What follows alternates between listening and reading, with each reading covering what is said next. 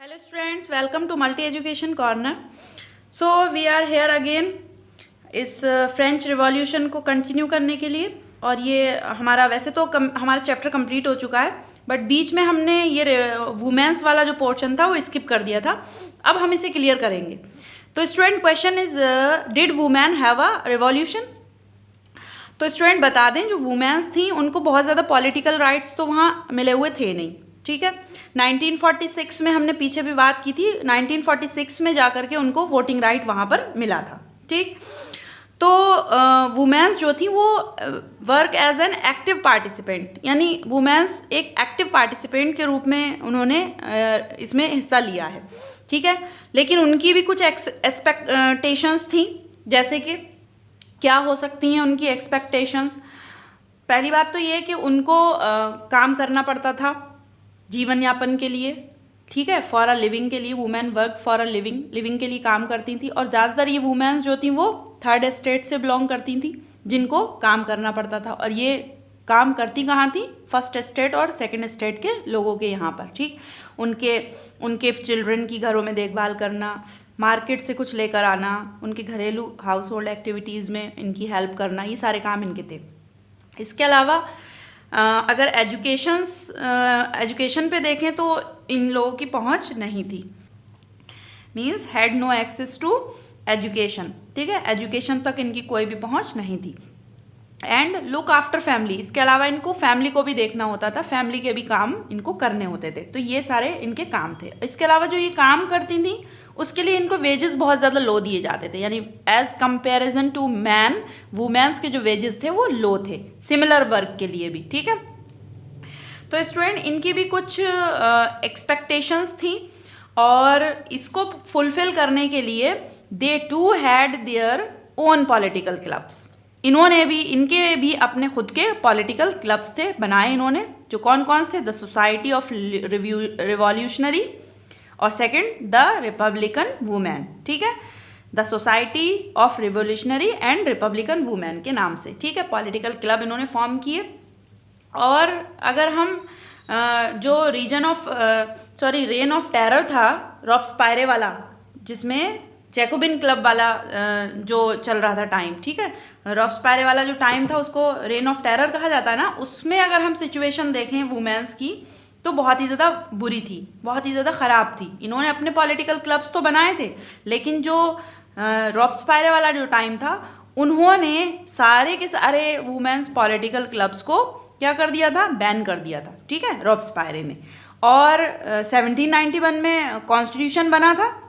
1793 में जो है वो रॉब्सपायरे ने जैकोबिन क्लब का लीडर बन करके पावर अपने हाथ में ले ली थी, वन हैंड में पावर थी, ठीक है, और बहुत रूथलेसली यहाँ पर रूल किया था। तो उस टाइम पर जो फीमेल्स के पॉलिटिकल क्लब्स थे, या इसके अलावा जो दूसरे पॉलिटिकल क्लब्स फॉर्मेशन हो रहा था, उन पर सब पर बैन लगा दिया था। तो जो टेरर वाला जो रेन था उसमें वुमेन्स की जो सिचुएशन थी वो बहुत ज़्यादा अच्छी नहीं थी। लेकिन फ्रांस में वुमेन को जो वोटिंग राइट्स मिले हैं वो कब मिले हैं? 1946 में मिले हैं।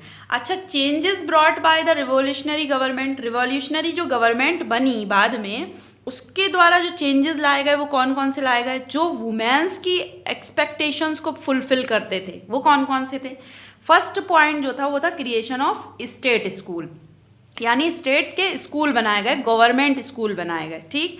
इसके अलावा कंपलसरी स्कूलिंग, वुमेन्स के लिए, फीमेल्स के लिए कंपलसरी स्कूलिंग जो है वो लाया गया, कंपलसरी शिक्षा, ठीक है।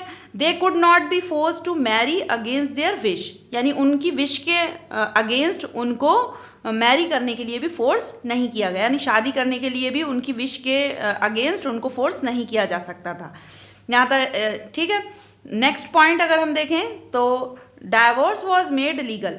पहले तो अभी तक क्या था कि जो मैन था वही डाइवोर्स दे सकता था, लेकिन अब डाइवोर्स वॉज मेड लीगल, ठीक है, डाइवोर्स को लीगल करार दे दिया गया। फीमेल्स भी अपने लिए डाइवोर्स के लिए अप्लाई कर सकती थी। इसके अलावा नेक्स्ट पॉइंट है they were allowed to train for job, become artist और रन स्मॉल बिजनेस, ठीक है। इसके अलावा इनको जो और राइट मिले वो क्या मिले कि ये कोई जॉब कर सकती हैं, आर्टिस्ट बन सकती हैं, कोई स्मॉल बिजनेस भी चला सकती हैं। तो इस तरह से फीमेल्स की जो कंडीशन थी वो स्टूडेंट हमने यहाँ पर देख ली है। अब यहाँ पर स्टूडेंट हमने स्टेप बाय स्टेप अपना चैप्टर पूरा कंप्लीट कर लिया है। जो बीच में हमने ये स्किप कर दिया था वुमेन्स वाला पोर्शन, वो भी अब हमने कंप्लीट कर लिया। अब एट अ ग्लांस हम देख लेते हैं कॉजेज ऑफ फ्रेंच रिवॉल्यूशन के। वैसे तो हमने अभी तक देखे हैं, सारे ही पढ़े हैं वन बाय वन। अब एट अ ग्लांस में हम देख लेते हैं कि जो कारण थे, जो वजह थी फ्रेंच रिवॉल्यूशन की, वो कौन कौन से थे। क्वेश्चन स्पेसिफिक बनता है, what are the causes of French Revolution, ठीक है। तो उसमें हम सारे कॉजेज लिखते हैं। फर्स्ट हमारा है इकोनॉमिक कॉजेज। तो इकोनॉमिक कॉजेज में हमने पढ़ा था ट्रेजरी बिल्कुल खाली मिली थी। क्या वजह थी? वार का कर्जा था, वार डेप्ट, एम्प्टी ट्रेजरी मिली थी, बैड हार्वेस्ट हुआ था उस टाइम, ठीक है, अनजस्टिफाइड टैक्सेशन सिस्टम था, ठीक। तो ये सारे इकोनॉमिक कॉजेज में आते हैं। अनजस्टिफाइड टैक्सेशन सिस्टम में हमने आपको बताया था क्या था, only third state people were paid tax, ठीक है। सिर्फ थर्ड स्टेट के पीपल ही पे करते थे टैक्स को, क्लर्जी को भी और नोबेलिटी को भी, ठीक है। अच्छा, पॉलिटिकल कॉजेज में अगर हम देखें स्टूडेंट, तो वीक एडमिनिस्ट्रेशन था, एडमिनिस्ट्रेशन बहुत ही ज़्यादा कमज़ोर था। बर्थ राइट मिले हुए थे लोगों को, यानी सिर्फ पैदा होना था नोबिलिटी और क्लर्जी वाले सेक्शन में, और फिर बर्थ राइट मिल जाते थे। पुअर पॉलिसीज थी लुइस 16 की कुछ, जिसकी वजह से ये फ्रेंच रिवॉल्यूशन हुआ था, अदरवाइज नहीं होता। तो ये पॉलिटिकल कॉजेज में आते हैं। अच्छा, सोशल कॉजेज की स्टूडेंट अगर हम बात करें, तो डिफरेंस था सोसाइटी के, सोसाइटी में हमने first state, second state, third state में डिवाइड कर रखा था, उसी के अकॉर्डिंग प्रिविलेजेस मिले हुए थे लोगों को, ठीक। तो जो डिफरेंस था सोसाइटी में, इसकी वजह से डिस्क्रिमिनेशन पैदा होते थे, ठीक। तो ये सोशल कॉजेज में। अभी तक हमने इकोनॉमिक देख लिए, पॉलिटिकल देख लिए, सोशल देख लिए। अब हम इमीडिएट कॉजेज के पर डिस्कस करते हैं। क्या? Insistence of Louis 16 on state wise voting for increase of taxes in state general in 1789, ठीक है। स्टेट जनरल की मीटिंग बुलाता था इंट्रोड्यूस करने के लिए, टैक्स को इम्पोज करने के लिए या इंक्रीज करने के लिए, किसी न्यू टैक्स को इंट्रोड्यूस करने के लिए या टैक्स को इंक्रीज करने के लिए पुराने वालों को। और स्टेट जनरल में भी क्या करता था, वन वोट वन वोटिंग वाला सिस्टम नहीं था, बल्कि सिस्टम क्या था, वन वोट वन स्टेट, ठीक है। तो जो फर्स्ट स्टेट और सेकेंड स्टेट के लोग थे, अक्सर वो सेम चीज़ के लिए वोट करते थे, यानी किंग की पॉलिसीज़ को वोट करते थे। और जो थर्ड स्टेट के पीपल्स थे, उसमें रिप्रेजेंटेटिव्स तो हालांकि 600 थे, लेकिन जो वोट करते थे वो एक ही वोट उनका माना जाता था, ठीक है।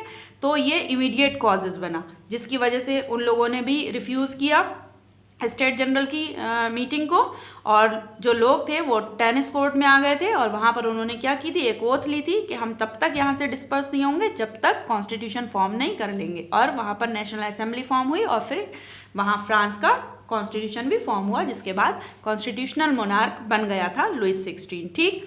लुइस 16 की पावर को रिड्यूस कर दिया गया था। अच्छा, इस रिवॉल्यूशन में हमने पीछे पढ़ा था कि फिलोसफर्स का बहुत ज़्यादा मेजर रोल रहा था, मेजर रोल प्ले किया था। क्या किया था फिलोसफर्स ने, और फिलोसफर्स कौन थे वो हम डिस्कस कर चुके हैं। एक एट अ ग्लांस में हम देख लेते हैं। इग्निटेड पीपल्स माइंड, लोगों के माइंड को बदला उन्होंने। Talk against birth right, birth right के अगेंस्ट बात की उन्होंने।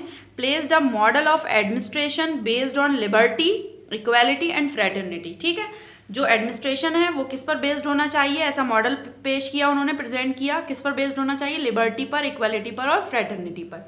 तो स्टूडेंट, यहाँ पर आकर के हमारा ये चैप्टर कंप्लीट हो जाता है। आई होप इतने सारे लेक्चर्स में ये टफ चैप्टर आपको अच्छे से क्लियर हो जाएगा। आप अपने कॉन्सेप्ट को क्लियर करने के लिए अगेन एंड अगेन रीप्ले करें वीडियोज़ को, और आपको कहीं पर भी कोई दिक्कत आए तो कमेंट सेक्शन में अपना कमेंट ज़रूर सेंड करें, जिससे कि मुझको ये पता चल जाए कि आपको किस पोर्शन पर दिक्कत आ रही है, जिससे कि मैं आपको उसका सॉल्यूशन बता सकूं, ठीक है। वैसे तो मैंने एक एक टॉपिक को बहुत ही डीपली यहाँ पर डिस्कस किया है, फिर भी अगर आपको कोई टॉपिक समझ में ना आए तो क्लियरली आप कमेंट सेक्शन में जा कर के कमेंट कर सकते हैं। वीडियो अगर आपको पसंद आए, लगता है आपका कॉन्सेप्ट क्लियर हुआ है, तो लाइक करें, और चैनल पर अगर नए हैं तो चैनल को सब्सक्राइब ज़रूर करें। Okay, so thank you so much for watching all videos.